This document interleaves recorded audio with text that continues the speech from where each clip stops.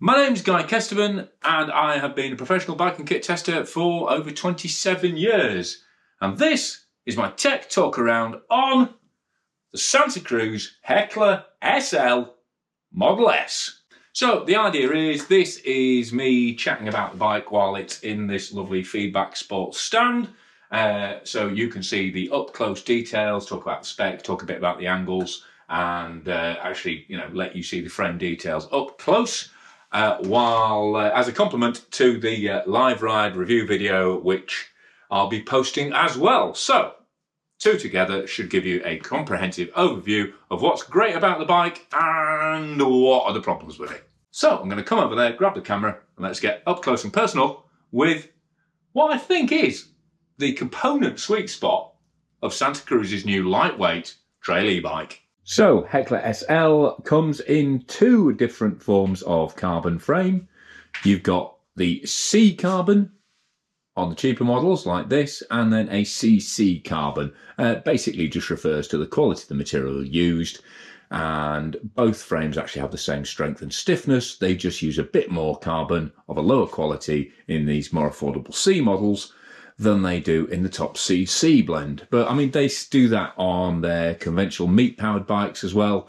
But to be honest, it's less of an issue on an e-bike where you're already looking at 19.5 kilos for this bike without pedals. And even the top flight bikes are only about 700 grams lighter than that once you get full carbon SRAM and carbon wheels on here. So frankly, this seems like the bargain in terms of what you get for your money, especially as, the colours are exactly the same, the features are exactly the same, and the geometry is exactly the same. So no one's going to be able to tell any real difference unless they look at the componentry. So speaking of geometry, you have a 64 or 64.3 degree head angle, depending on where you put the flip chip on the back of the shock. You have 478mm reach on this large. You have a nice short 430mm effective seat post. Obviously, there's a bit of a kink. There's actually sort of straddle section on the bottom there, so that can affect how much seat post insertion you get and therefore the stroke of the seat post. But there's a decent 170mm stroke on this, and you just need to be careful if you're upgrading this. But one of the better posts anyway for getting maximum stroke for minimum insertion. So a great choice there for both practical performance and for reliability as well. Looking at the back end, 430mm chainstay length, which does sound short, but then you're running a 27.5 by 2.4 rear tyre in there. It will take up to a 2.6. It will take up to a 2.5, but Santa Cruz have gone with a 2.4 on this. Bit of a contentious decision, to be honest. I'd prefer a bit more volume in there just to add cushioning, especially as they've just gone with a Exo Plus rear tyre rather than a DD double down protection tyre. So definitely light on the rubber, and they've just got a standard Exo up front. But I guess that's one way of keeping, the weight down below that magical 20 kilo mark, which is, the kind of maximum you'd really want to go and still call a bike a lightweight e-bike. In terms of other frame features, no headset cable routing. It all plugs into the front of the frame here. Bit of a gap, to be honest. That could be plugged a bit neater, but at least it's not running through your headsets. There's no bearing worries there. In the down tube, you have a 430 watt-hour Fazua battery. It is removable, theoretically, but it's a proper fight. It's certainly not something you're going to want to get out on a daily basis. This is a bike you're going to need to recharge in situ, in your garage or in your home, rather than whipping out a battery. And obviously that has implications for transporting the bike as well. It's not a bike where you can fly the empty frame, but it's not a bike where you can fly the bike overseas while leaving your battery at home and hiring another battery somewhere. I know places like Finale Ligure are now doing battery hire once you get there. Isn't really an option with this Fazua without a significant rebuild, and that involves removing the motor and also messing around with a lot of circuitry inside. So yeah, battery out is a shop job on this one rather than an easy convenience one. However, you do get top Santa Cruz practicalities. So you get fully serviceable bearings all through the suspension. You get grease guarded ports on the lower linkage there. And if you just see in the detail there, that's your little flip chip there. I have already done a Sunday roast on Santa Cruz flip chips. They're certainly not the easiest thing to get to when changing geometry, and they only change it by 0.3 degrees and only change the bottom bracket height slightly, but they do make quite a significant change in terms of shock leverage rate and feel. So if you're a bit of a shock and suspension sniffer, then you are going to get a noticeable difference from flipping that, but don't try and do it with 5 minutes to go before you start riding. And then looking at the back end, you can see it's all one piece of carbon, this whole swing arm, which also means a very stiff rear end.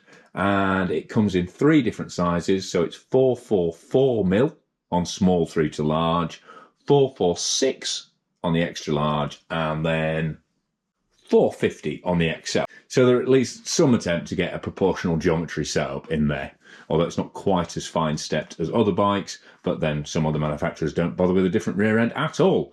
And again, 444mm, it's not actually that short when you consider you're running a 2.4 inch 27.5 tyre in the back. You know, they could have done a lot shorter, but I don't know if you've watched the 5010 video. If you have, I've actually talked quite a lot about that, about why they've deliberately left that back end a little bit longer to try and balance this bike out, although it is an MX, as they call it, or a mullet, business up front, party out back. So you've got 29er at the front, 27.5 at the rear. They deliberately make it a little bit longer at the back end, so that difference between the two ends isn't quite as dramatic as it is on some bikes with a super short rear end.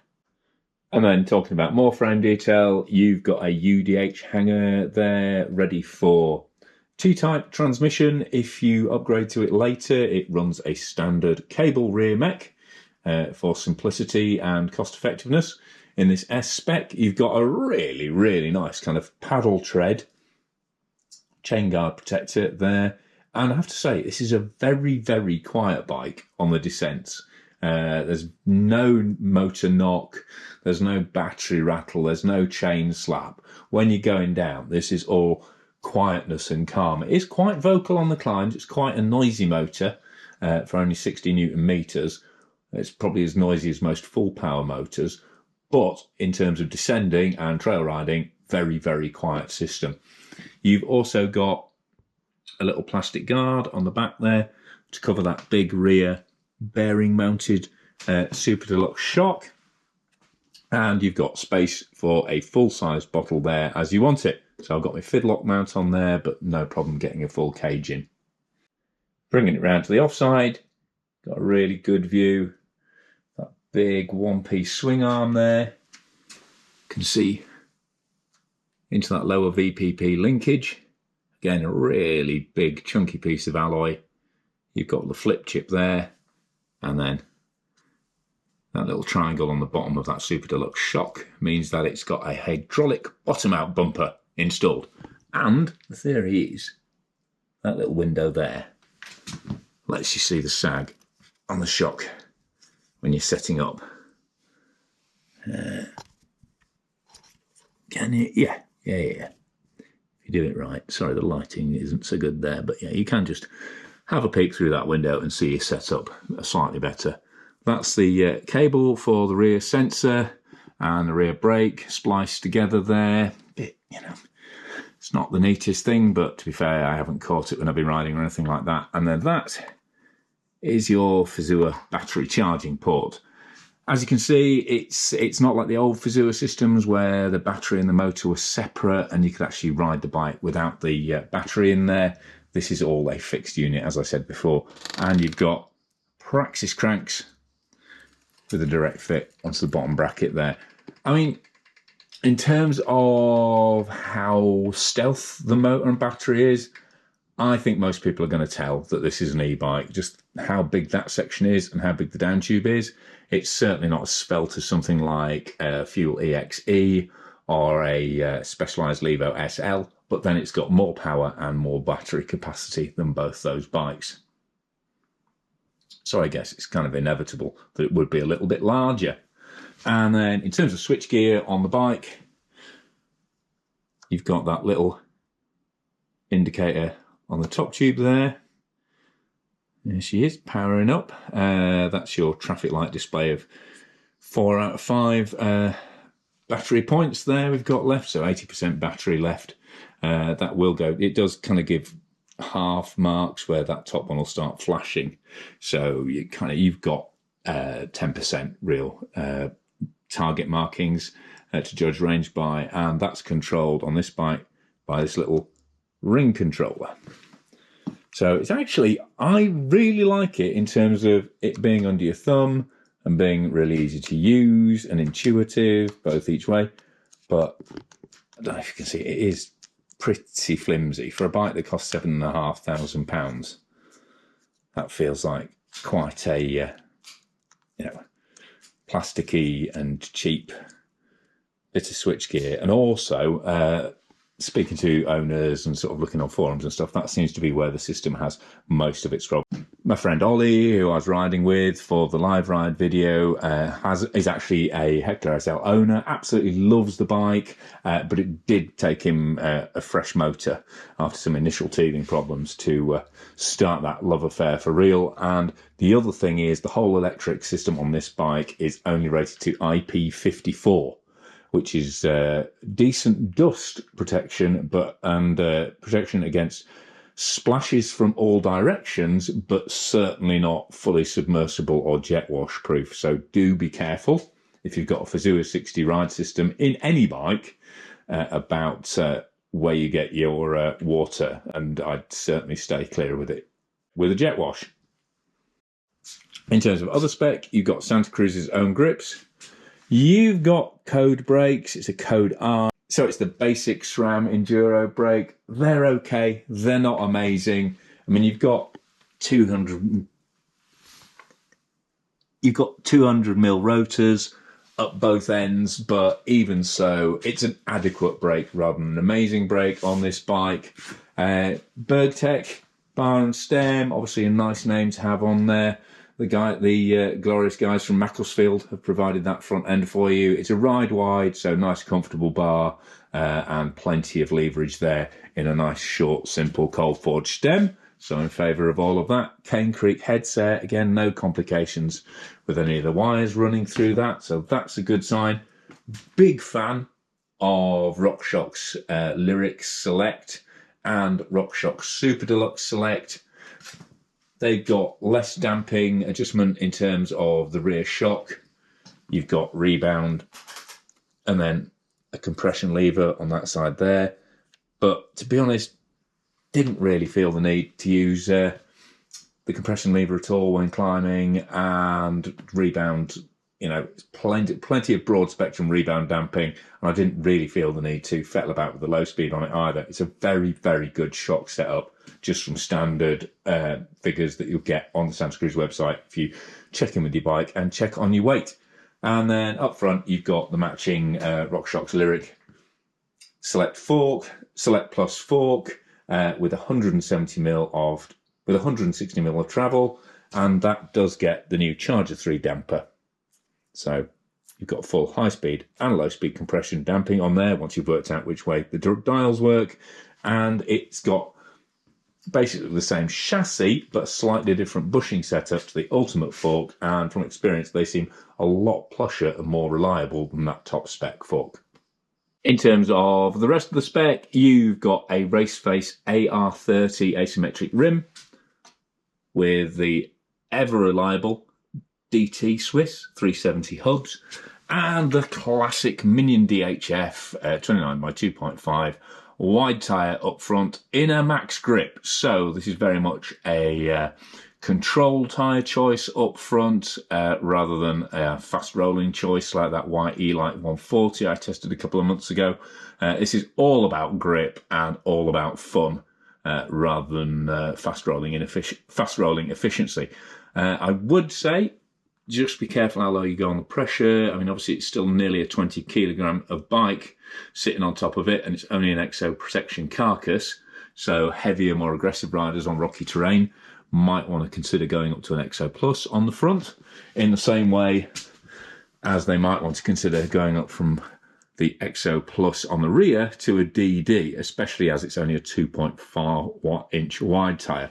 But we're riding pretty rocky terrain, as you can see. And come on, let's have some rocks. On the live ride, we're slapping through a fair amount of geology down the crag on these bikes, and neither me or Ollie had any issues with the tyres on that run. So, but you know, again, you might want a more robust rear tyre, and you might want more volume in there as well. There's plenty of room in that back end to handle a bit more tyre volume, and you know, that would make the back end even smoother. But having a slightly lighter rear tyre on there does aid the manoeuvrability. And that classic DHR certainly isn't short of grip, even in the Max Terra compound. I've already talked about the rear mech. It's GX Eagle, so you're still getting 1052, but it is cable operated, so it's a lot cheaper and less concerning if you turn that scratching that I've got on there into something more significant. You know, that would be a big piece of heartache on a wireless axis derailleur, especially on the carbon caged ones on the top end bike. And practice cranks seem absolutely fine. Certainly didn't feel flexy, didn't get in the way in any way. And you get a 165mm length, even on the large bike, just to give you a little bit more ground clearance. You know, because it is quite a low bike, even with 165 cranks. So do be careful about tapping your toes out on rocks and ruts if you're on that kind of terrain. But overall, I think this S model is really a sweet spot in terms of what you get for your money and the functionality of that. Certainly the suspension feels absolutely fantastic, which is quite interesting, because if you listen to the Santa Cruz podcast about their recent bikes, they're pretty honest with the fact that they didn't spend a ton of time working on the individual suspension for the Heckler SL, because they'd learned a lot of lessons from the Bronson already. They threw in a bit of what they'd learned from the 5010, their other shorter travel MX bike, kind of went, well, that should work. And it really, really does. And there's no real magic with like the weight positioning in the frame either. Or, you know, like White do with all their low down stuff, or anything that really stands out on paper as being super clever. I mean, you've got a 77.5 degree seat angle. All the numbers definitely add up. But as a complete package, this bike in many ways handles better than it looks like it would on paper. It looks pretty average on paper, but it's absolutely awesome on the trail. And it's not just me saying that before the single track haters kick off. You can look at pretty much any group test review that people have done on e-bikes recently in this sort of mid-power, mid-weight category. And the Heckler SL has come out on top. So I'm feeling pretty vindicated in the fact that I've thoroughly enjoyed riding this bike, which is refreshing, actually, because I was going through a bit of an e-bike hate period. I was like, oh, they just seem like a lot of faff. A lot of my mates who had them are having reliability issues with them all the time, especially in the current miserable weather. I was just like, do you know what? Give me a lightweight, short travel trail bike and I'll do my own work. Thank you very much. But I cannot deny we had an absolutely huge amount of fun on the Heckler SL. And, you know, it's particularly a bike that loves a technical challenge. To be honest, it loves all kinds of challenges, you know. It's just one of those bikes that just seems made for sessioning and playing about on and just going back to having a laugh on your mountain bike on properly challenging terrain rather than, you know, some super heavyweight kind of steamroller or, you know, just sort of speed bike or, you know, distance bike. It's what a mountain bike should be. It's just bloody great fun to play on. So there you go. There's my post-test ride workshop wisdom on this new Santa Cruz Heckler SL S. Not the lightest SL bike, not the most powerful. It'll do 450 watts in that boost mode. If you pop that throttle control forwards for 2 seconds, it'll give you 450 watts for 12 seconds. So that doesn't match what you'll get from a Bosch Performance SX. That's a 600 watt boost on that bike. So genuinely full power. It's not as quiet or slim as the TQ or the Levo SL. I maybe think about putting tougher tyres on it and you might want to upgrade the brakes as well, and you need to be careful when you're washing it or, you know, riding it through floods. It's not a big fan of water. But in terms of just being an absolute riot to ride, I can't really fault it. Every time I've ridden it, I've had an absolute blast on this bike, and because you've got that, you know, 430 watts of battery life and a decent powerful motor that's plenty torquey, even in that mid-power river mode. It goes breeze, river, rocket. Pretty much kept it entirely in river with occasional batches of breeze, because rocket's actually quite a handful. It's quite easy to lift the front end, even a 77.5 seat angle. But overall, it's just that, it's kind of what Santa Cruz have always done really, really well. It's what Santa Cruz have always done really, really well with their mid-travel bikes. It's just brilliant fun for larking about in the woods, in the crags, and doing all the daft stuff that makes mountain biking a great thing to do with your time. And obviously, it being an e-bike, you get more runs or more distance for the time you spend on the bike. So apologies if I missed anything. If you want to know more, get busy in the comments below. If you're a Santa Cruz Heckler SL or Fazua owner, I'd love to hear from you about your experiences with the bike.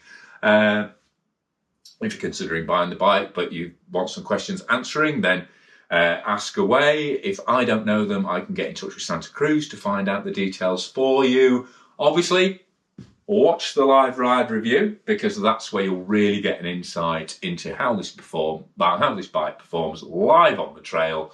And this is a particularly fun one because I'm riding with my mate Ollie, who is a Heckler SL owner, and frankly we have an absolute blast on both bikes, and it's a really good showcase of how much fun they are. So that just leaves me to say thanks to Santa Cruz for loaning me the bike for test.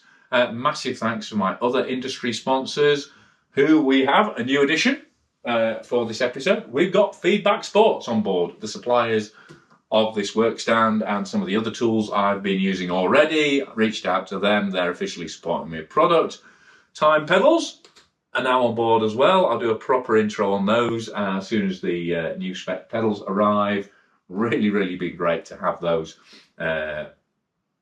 particularly with such grim trail conditions, because they're pretty much second to none in terms of clean and easy, quick and release.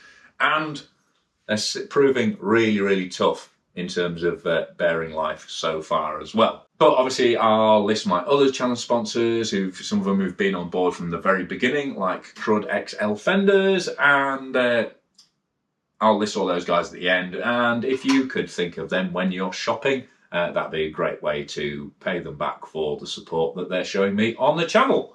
Massive thanks, as always, to my Patreon subscribers. They pledge on a monthly basis with varying amounts that mean it makes it a lot easier for me to spend time talking to you about bikes in the workshop or on the trail. So massive thanks to those guys, and they get early, exclusive and ad-free edits of my content whenever possible. So if you really like what I'm doing on the channel, please consider supporting me on Patreon as well. But click for subscriptions, click for notifications, give us a thumbs up like if you've enjoyed it, and tell your mates about the channel if you think they'll enjoy it too. But for now, I've been Guy Kestevan on GuyKest TV, talking about the Santa Cruz Heckler SL S, the real sweet spot configuration in Santa Cruz's lightweight e-bike lineup. Boom.